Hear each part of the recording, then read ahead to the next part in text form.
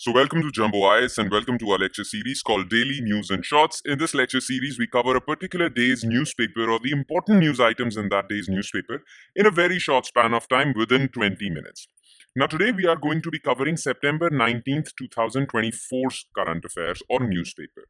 And the important news items or the important topics that we need to focus on as civil services aspirants from this day's newspaper are as following. So, let's take a look at the topics of the day that we need to zero in on.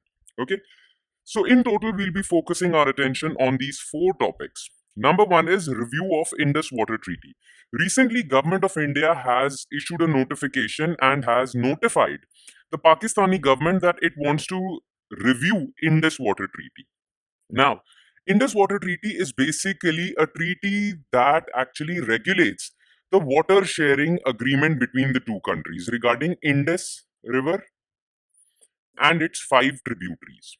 Okay, so how would these waters be shared between India and Pakistan? This is what Indus Water Treaty regulates. Now, India wants to review this treaty, and it's a big controversy because Pakistan doesn't like that. So we'll take a look at this issue. Then we'll focus our attention on a space science related news called Earth to get a mini moon. Okay. Now, Earth will actually get a mini moon for 2 months period. Now, what is mini moon?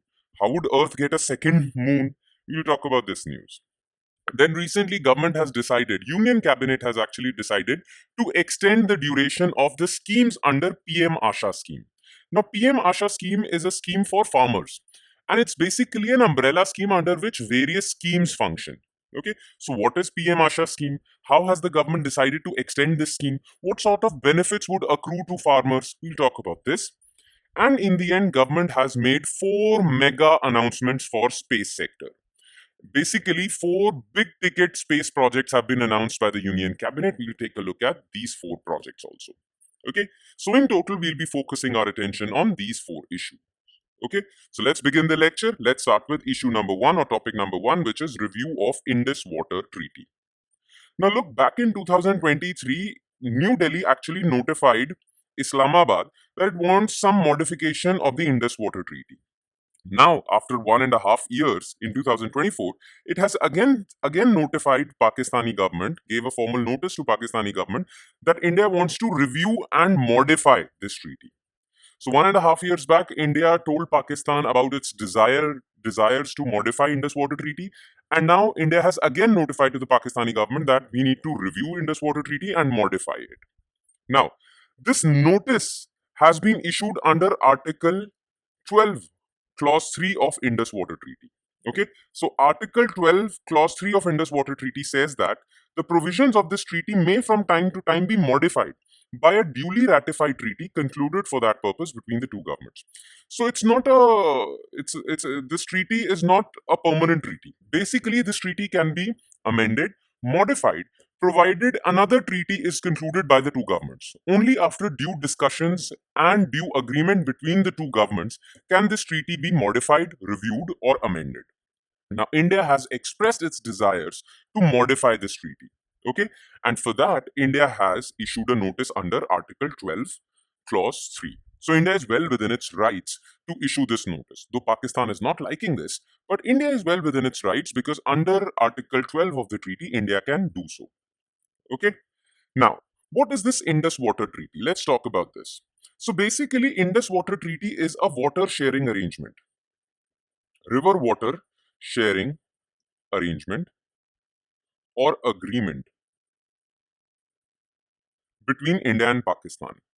And which rivers are negotiated under this agreement, or which rivers are whose water is going to be shared between these two countries?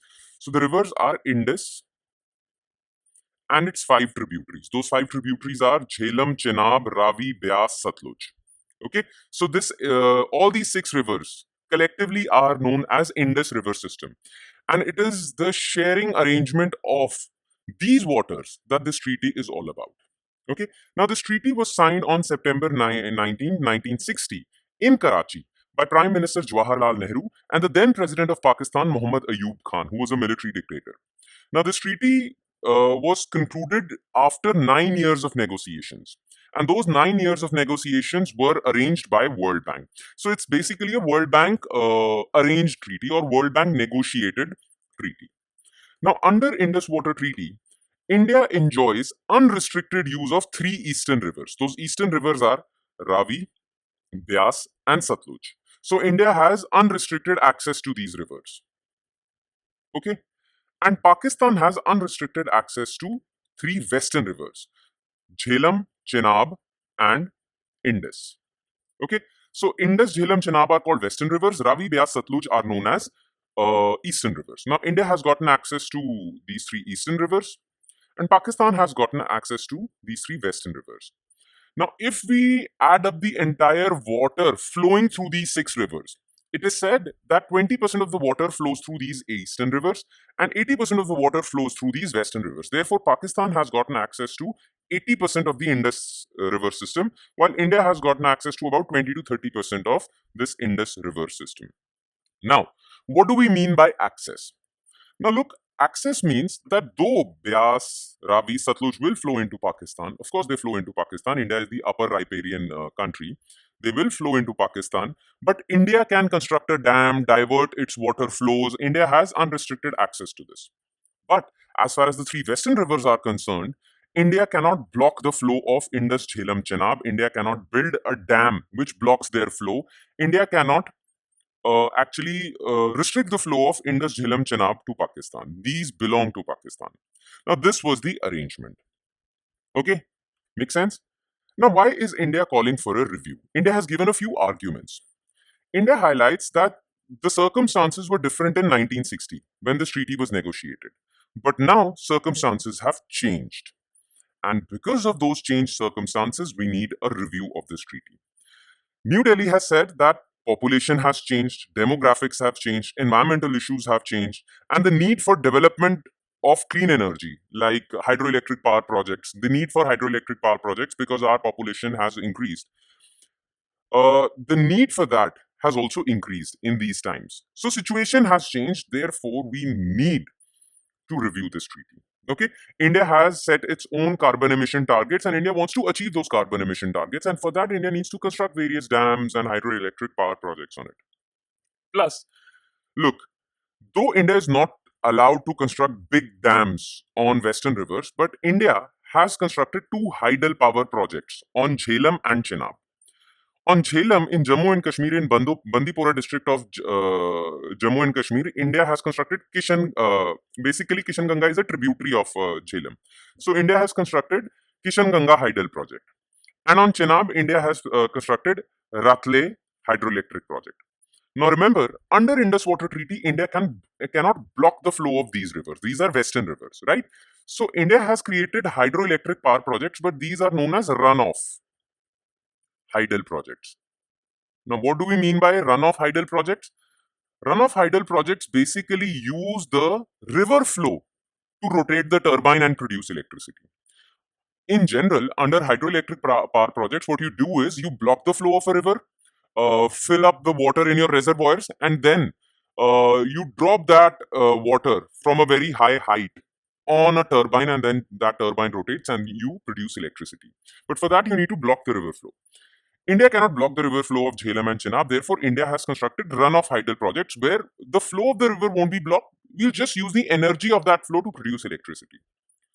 Now, India is constructing these projects, Ratle on Chenab and Kishan Ganga on Kishan Ganga River, which is a tributary of Jhelum. But Pakistan has objected to these projects, though India has said that we are not violating Indus Water Treaty because these are runoff projects. But Pakistan has objected to it, and the issue has reached international forum on many occasions. But there is disagreement between India and Pakistan on these two projects. Now, India is citing these two projects also for showcasing its desire to review Indus Water Treaty. India says that we need to review Indus Water Treaty so that we are able to construct these two projects also. Okay, so India has expressed its desire to review. Pakistan doesn't want that. Pakistan basically is terrified that India one day might throw this treaty into the dustbin and block all its rivers. Pakistan will be short of those river waters, and Pakistan would be facing drought-like situation because these rivers are basically lifeline of Pakistan's agriculture. Okay, so that is the issue. Now let's move on to second news item, which is Earth to get a mini moon. Now, according to a new study, the Earth's gravitational field will temporarily capture a small asteroid. So there is an asteroid that is moving towards the Earth, and Earth's gravitational pull will actually capture this asteroid, and this asteroid will actually start to revolve around the Earth. Okay? For 2 months, and then it will go away. Now, for those 2 months, this asteroid will act as a moon. Though it's very small, smaller than our actual moon. It's so small that it won't be visible from naked eye. But still, it will revolve around the Earth, and that is why it is called a mini moon. Now, the name of this asteroid is 2024 PT5. Now, mini moons, what is the definition of mini moon? Mini moons are asteroids that fail to escape Earth's gravity and end up orbiting the planet for some time. They are usually very small and hard to detect. Now, so far, we have been able to detect only 4 mini moons. Okay, there might have been many, but back in the day, we didn't have the technology to detect these mini moons. But so far, since the time human beings have been able to develop technology to look into the space, we have been able to detect only 4 mini moons. That is, 4 asteroids have come up close to the Earth and orbited around it so far. Okay, now let's talk about this asteroid then. Okay, now, this asteroid was basically detected by NASA-funded Asteroid Terrestrial Impact Last Alert System (ATLAS) system. This asteroid is basically 33 feet long and is too small to be visible from naked eye. You need to have a telescope to look at it. Plus, there is one more problem. Some researchers suggest that this asteroid is not qualified to be called a mini moon. Why? Because as per the proper definition of mini moons, an asteroid has to complete at least one complete round of Earth to be qualified as a mini moon. Whereas 2024 PT5 will not complete one revolution. It will just revolve around the Earth like this. It will come close to the Earth, right? And it will complete one half of the orbit and then move away, like a horseshoe orbit.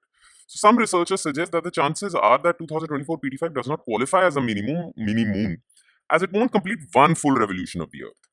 Okay, but still there is a disagreement between scientists. Some say it qualifies as a mini moon, some say it doesn't. Okay.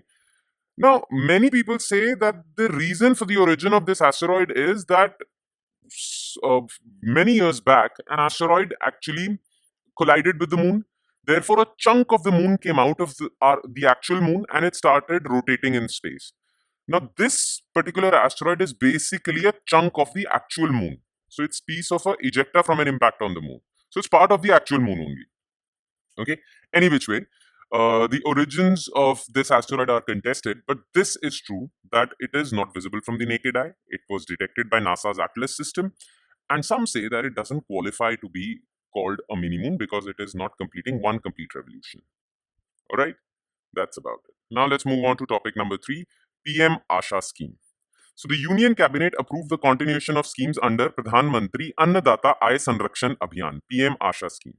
Now, PM-AASHA scheme is an umbrella scheme aimed at ensuring remunerative prices to farmers for their produce. Now, this scheme was launched so that farmers get good return on their crops. Okay. Now, basically, PM-AASHA has 3 components. Those 3 components are price support scheme.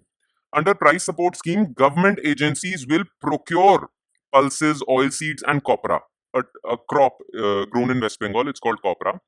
So, basically, government agencies like NAFED, they are going to procure these crops at a good rate, like the MSP scheme of the government, right? So these crops will be procured by government agencies at MSP so that farmers of these crops, not just wheat and rice, farmers of these crops also get the benefit of MSP. Then government will also, under this Pradhan Mantri Aay Sanrakshan, Annadata Aay Sanrakshan Abhiyan, PM-AASHA, there is another scheme called Price Deficiency Payment Scheme. Under this, the government will not directly procure crops from the farmers and give them MSP. What the government would do is, government would ask farmers to sell their crops at market price. And if that market price is lower than MSP, then government would pay the difference, MSP minus the market price, directly into the bank accounts of farmers. So let's suppose MSP is 100 and farmers are able to sell their produce at 80 rupees. So government would tell the farmers to sell their produce at 80 rupees and would transfer 20 rupees in their bank accounts directly. So it is direct payment of the difference between MSP and the selling model price will be made to pre-registered farmer selling his produce in the notified market yard. All oil seeds for which MSP is notified are covered under this. Then there is private procurement and stockist scheme. Basically, APMC mandis are allowed to procure. Okay, all the produce is sold at APMC mandis. But government is experimenting with private market yards also. So these three schemes form PM-AASHA scheme. Okay. Now, under PM-AASHA, it is up to the states to choose whichever of the three schemes they want to implement. Some states choose PSS schemes, some states choose PDPS schemes. So it is complete freedom for that is given to the states. Now, this was PM-AASHA scheme. But under the recent decision, government has made some changes. First of all, government has called for continuation of PM-AASHA scheme. Okay. Then, price support scheme, PSS scheme, is now being merged with price stabilization fund scheme. Plus, for the next 5 years, government has said that they will spend around 35,000 crores for PM-AASHA scheme. Okay, these three changes have been made. All right. I hope you understood what PM-AASHA scheme is. PM-AASHA scheme is basically a combination of these three schemes, and the freedom to choose one of these three schemes lies with the state government. Okay. All right. Now let's move on to our fourth but very important news item: announcements made by Union Cabinet for space sector. The Union Cabinet gave approval to 4 big-ticket space projects. Union Cabinet gave approval to Chandrayaan-4, to India's first Venus mission called Shukrayaan. India will construct its own space station, like we have International Space Station, which is a collaborative project of 4 space agencies: NASA, Canadian Space Agency, European Space Agency, Japanese Space Agencies, and Russian Space Agency, right? They have collectively constructed International Space Station. India wants to construct its own space station called Bharatiya Antariksha Station. And India is going to construct a new rocket called Next Generation Launch Vehicle. You all know India has PSLV, we have GSLV. Now we are going to construct Next Generation Launch Vehicle NGLV, which will be reusable and a bigger rocket. These approvals are in line with ISRO's Vision 2047, which envisages a fully functional space station by 2035, and we have set a target of landing human beings on moon by 2040. So this was written in ISRO's Vision 2047 document. So these 4 projects are in line with that. Now let's take a look at these 4 missions one by one. Okay, first of all, we'll talk about Shukrayaan. So it will be India's first mission to Venus and second mission to a planetary body, because we have already sent a mission to a planetary body through Mangalyaan in 2013, Mars mission. So it will be Venus would be the second planet where ISRO would send a spacecraft to, but it is India's first Venus mission. The mission will study the surface of the planet, its dust, cloud, volcanism, atmosphere, ionosphere, and its interaction with the sun. Project cost is around 1200 crores. Expected launch date would be March 2028. Then there is Chandrayaan. Chandrayaan 4 mission, the project cost would be 2014 crores for 36 months. The mission will have 5 modules that will be carried to space on 2 different launches. The mission is designed to land on the lunar surface, collect samples, store them in a vacuum container, and bring them back home. So this Chandrayaan 4 mission will be basically a sample return mission.